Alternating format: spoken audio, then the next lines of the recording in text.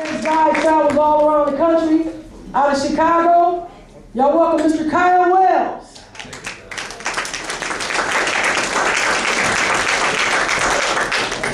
All right, thank you very much.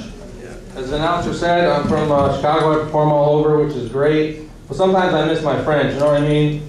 Some of them are my old roommates. We all lived together for a long time, got along really well. And it got to where they knew exactly what I would say every night when I came home. It was always, how was everyone's day? What do you guys want for dinner? And what happened on Young and the Restless? That was always the same thing every day.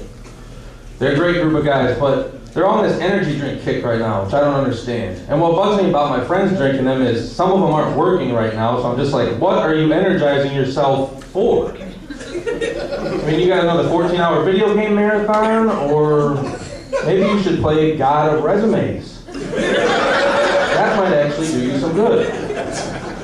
And how much energy does it take to go from the recliner to the refrigerator to make pizza rolls? I mean, you know, you're not running a marathon in here, it's a studio. Plus, they're always bugging me to try the newest ones as they're like violently shaking. Like, that'll convince me. I'm like, no thanks, man, I just had a Met green tea a little bit ago, I'm all set. They're great, I love being on the road. Some things you miss about, you know, being home, and some things you don't miss. Like, there's always that one person in your family who, despite your best efforts, you just don't get along with. You know what I mean? For me, it's my cousin Steph. And her mom is no better. And I know most parents whose dreams died when they were young tend to live vicariously through their kids. But she takes it too far, you know what I mean? She's always talking, she could, you know, thinks her daughter could be in beauty pageants and stuff. She's like, she could be Miss America, don't you think? Miss America? No.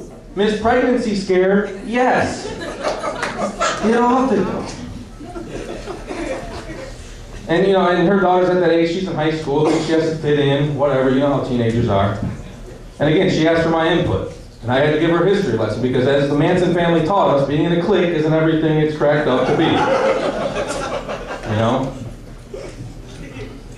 Yeah, I like being on the road. And what bugs me about my friends is somehow I got this reputation as being the dull one. That really bothers me, being the dull one. I don't like that. I like having fun. You know, I like curling up with a tube of cookie dough and a good Danielle Steele novel just as much as the next guy. So leave me alone. One of my best friends is he's married. He's been married for a while. Him and his wife actually did something really cool. They wrote their own wedding vows, which I'm not sure how many of you have ever done that, but that's hard to do. It's really cool, but it's hard to do. That's almost as hard as like writing your own rap song. That's how hard it is. You know? And he has 2 little kids. You know, he's got the whole domestic thing going on. He tells me all the time, they grow up really fast, and they outgrow the toys really fast too. I'm amazed by all these like high-tech, state-of-the-art toys they have for kids. And I'm always hearing about they want to make toys more realistic to appeal to kids today. And I think if they want to make something like Barbie, for instance, more realistic, they should have the commercial say, Teen Barbie now takes birth control pills. Or Teen Barbie now resents parents. Or Teen Barbie now dating an abusive white trash lowlife. That seems like it would reach, you know, a bigger demographic, I think, in this day and age. I think so. I'm excited for Easter. I don't know how many of you guys get into Easter. I like Easter. And I saw that movie, Passion of the Christ. It was okay. I thought the book was better, though. But they usually are.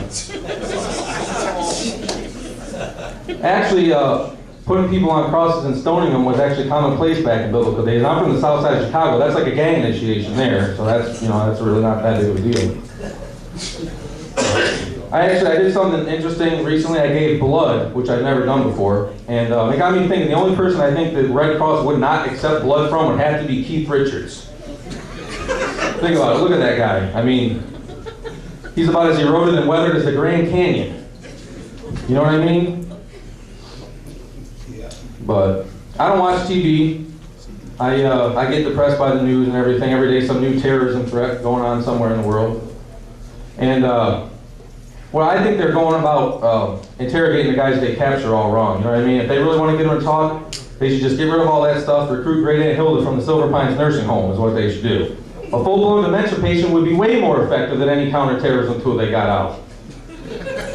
Any amount of time in a room with the captain of the shuffleboard team asking repeatedly if her sister Agnes lives in Florida, you will eventually crack.